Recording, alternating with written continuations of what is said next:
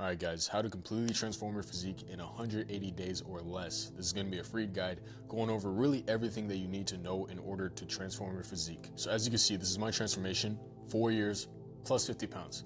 In the beginning, man, I was bloated as hell, had a bunch of acne. You can't really see right here, but right here, man, you can see, and you can see right now, skin's cleared up, acne, bloating. It was just all whack, man. I was eating like shit, was training like shit, you know, everything was just all wrong. And I know you might be saying, oh, you said 180 days. This is 4 years. This is 6 months. This is 180 days of a transformation. I was 16, and I believe both, but 16 right here, and you can clearly see the difference. Everything that I learned in that phase is what I'm gonna be talking about, and what I've been doing for the last couple years after that.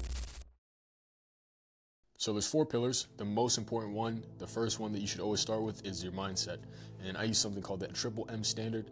The first one being mentality, second being momentum, and third being motivation. So mentality is reprogramming how you think, breaking limiting patterns and beliefs, and aligning your thoughts with your vision so success becomes automatic. Momentum is the process of stacking small, consistent wins until the process takes over, and motivation is the internal drive that pushes you to take action.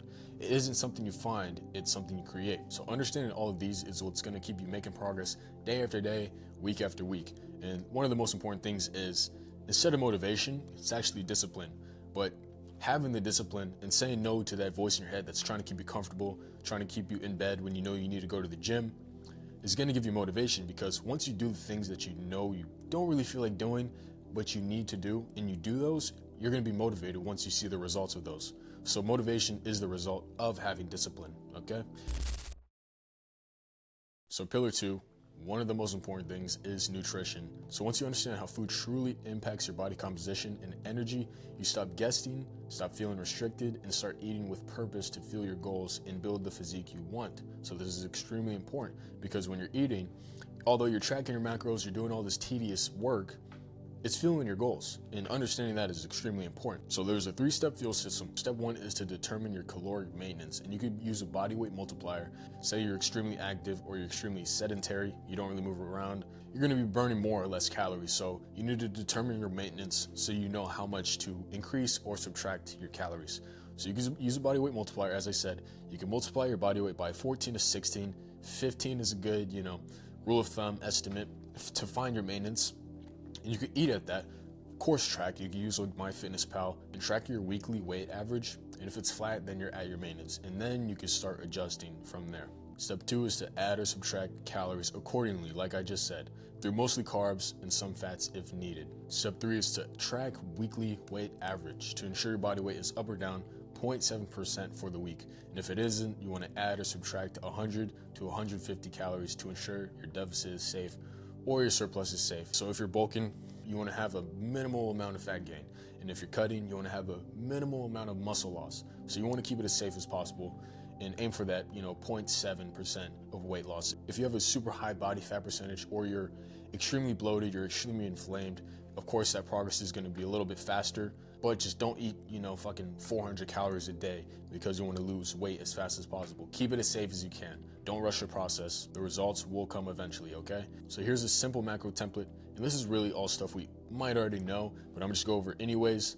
So for your protein, of course, 0.8 to 1 gram per pound of body weight every single day, and you can split that between 3 to 5 meals depending on if you're bulking or cutting, or like what your work schedule is. For your fats, you could be having 0.25 to 0.35 grams per pound of body weight, and this could be 20 to 25 to 30% of your daily total calories. And for your carbs, just fill the remainder. So any calories that you have left for the day that you didn't fill with fats or protein, fill them with carbs, and you could prioritize these around your lifts. So carbs before your lifts to give you energy before your lifts, and a little bit of carbs after, for dinner and everything.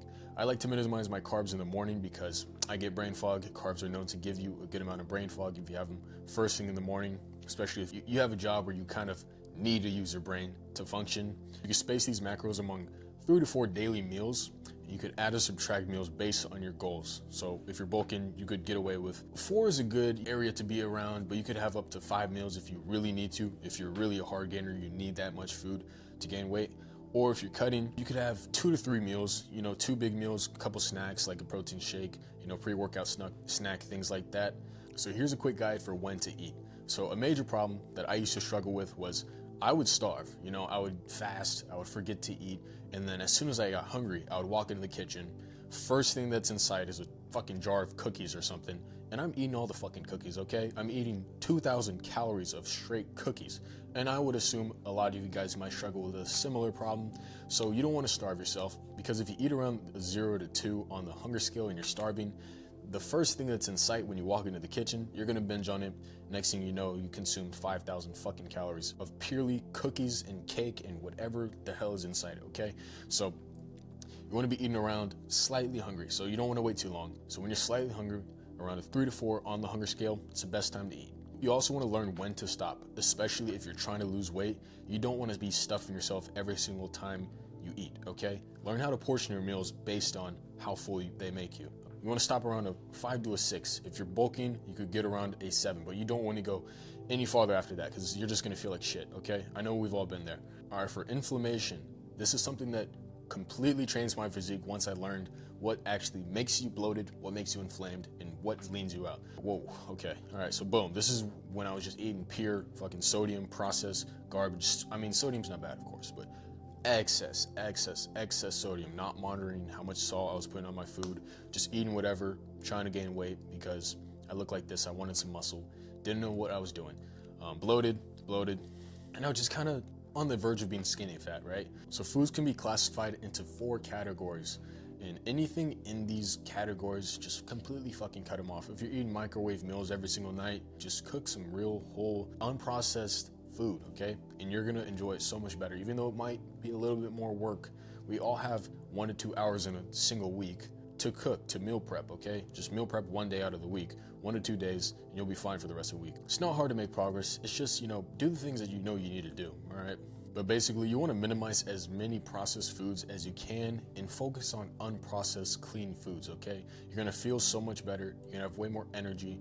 You're gonna wake up, just feel like ready to kill the day versus just when you're sluggish, you're depressed, you're eating a bunch of shit. Even if you're trying to gain weight and you're gaining weight, you're eating shit and you're going to feel like shit, okay? Just focus on clean, healthy foods, okay? Same thing with oils. We need to start monitoring oils we're putting on our food. Maybe, what I was doing was I was eating what mom was cooking. Luckily, my mom most of the time made healthy food back when I was kind of in my starting phase of starting to lift. But sometimes she wouldn't, or sometimes I would go to grandma's house and she would have fucking canola oil, vegetable oil, all that straight up garbage. And I would wonder why I felt like shit and why I was so bloated. This is why, because you need to cut all of these out and focus on mostly, avocado oil is good, animal fats, ghee, grass-fed butter. Just monitor the calories, the fats. Be conscious of how much oil you're putting on your food, okay? Same thing with salt. Because if you're putting a bunch of salt on your food and maybe you're not drinking enough water, not drinking a gallon of water a day, which you probably should be doing if you're anything over like 150 pounds, a gallon of water or more, you're gonna be bloated and you're gonna wonder why you're bloated. It's because of all of this over here. Processed foods, the oils, and all the sugar. Okay, so you want to minimize as much refined sugar as possible, okay? So the more you cut out the garbage, the more you're going to appreciate the real clean food that's actually good for you, that's actually filling your goals, okay? You need to unfuck your taste buds. Extremely important. So as you can see, when I was, eating just fucking sausage links that were filled, loaded with sodium, just straight up garbage, just blasting salt all over my food, versus now got the coconut water, of course, for the debloat, for the potassium, much less bloated, much less inflammation, and yeah, of course, puberty, of course, bone development plays a role, but also I could have been a lot leaner at this point, and in a couple months difference, I was. As you can see, the jawline right there versus just straight bloat. What the fuck is this? Okay, sorry, that's not nice. All right, pillar 3 is going to be training. One of the most slept on factors in building a badass physique as a natural lifter is training intensity and ensuring that you're pushing yourself in every single workout, okay? We all know the guy that's been in the gym for 2 years, 3 years, and we see him way back when. They haven't changed at all, because when you see what they're actually doing, they're not training with intensity at all. They're training until mild discomfort, okay? It's a thing people do. We need to train with intensity. If anybody has seen me in the gym, they see all the crazy faces I make. I might have sharded, I might have ran to the bathroom. They might see like a brown stain on my pants for the rest of the lift because, we keep lifting. Even if we shart, we keep lifting, okay? But, it happens. You gotta be training with intensity, all right? My bad, that was weird. Once you understand how your body actually builds muscle in response to stress, you stop chasing the pumps and start training with intent, okay? A pump does not indicate a good workout, okay? If you're training strictly to get a pump and just leaving the gym, you're not going to really make any good results unless you're getting newbie gains. But anything after that, you need to actually train with intent. So here's the 3 steps to build a aesthetic physique, to build a badass fucking physique, all right? So step 1 is build your split, all right? Don't overcomplicate it. Start by creating a training split that hits every major muscle group at least once per week, and ideally twice for optimal muscle growth. If you're a new trainer, you could get away with 6 days a week, hitting everything twice a week. If you're kind of more experienced, you need a little bit more recovery time because most of the time you should be training harder. But at the beginning, you could get away with training a little bit lighter, getting those newbie gains, and just training often, training frequently. You want to focus your split around compound movements, and these recruit more motor units, meaning your body activates a greater amount of muscle fibers to move the weight. The more motor units you recruit, the more total muscle you stimulate for growth and strength, okay? Compound movements are just, you need them in your split, 100%.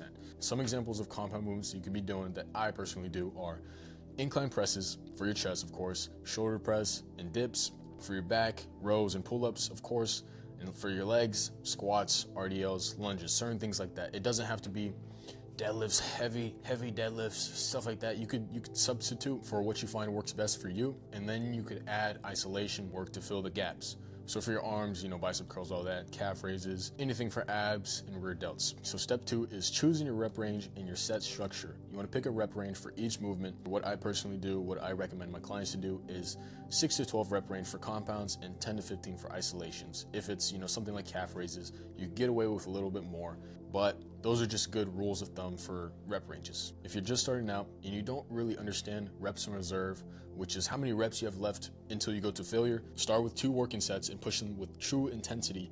Take each set close to failure for 0 to 1 reps left in the tank, okay? For safer isolation movements like bicep curls or leg extensions, you could go to failure, okay? For compound lifts, as I said, the bench press or, squats, certain things like that, unless you have a spotter, you should really leave 1 rep in reserve. Now, if you're working out with somebody and you have a spotter, that's perfect. Take those to failure.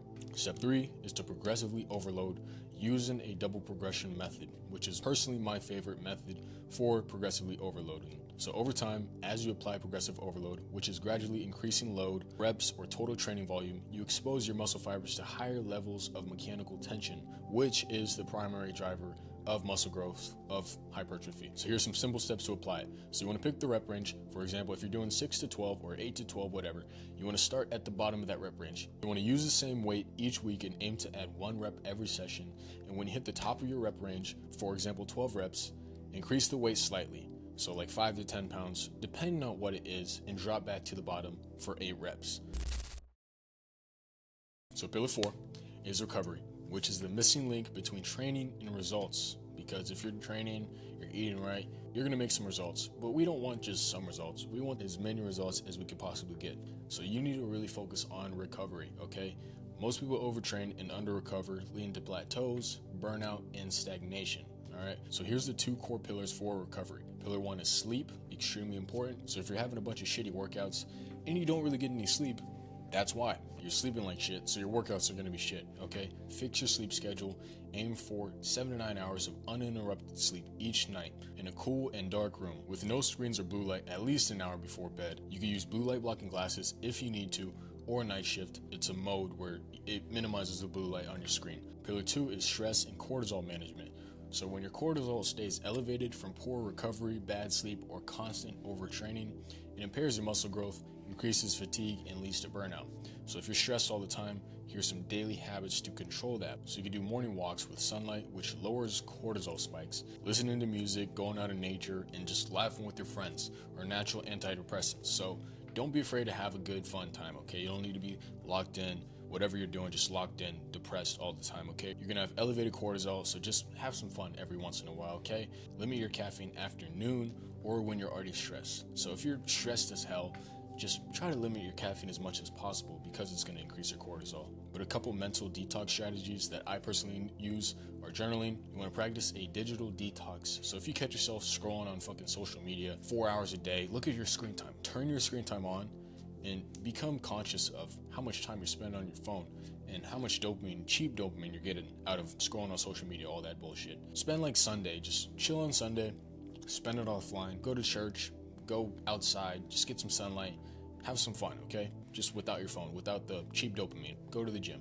do whatever you need to do. And you want to avoid multitasking. So overwhelming your brain with a bunch of tasks that you need to do, it's going to minimize your progress a little bit, okay? It's going to spike your cortisol. So you want to focus on one task at a time, prioritize your tasks from most important to least important. Get the most important ones done first. It will reduce your overwhelm, okay?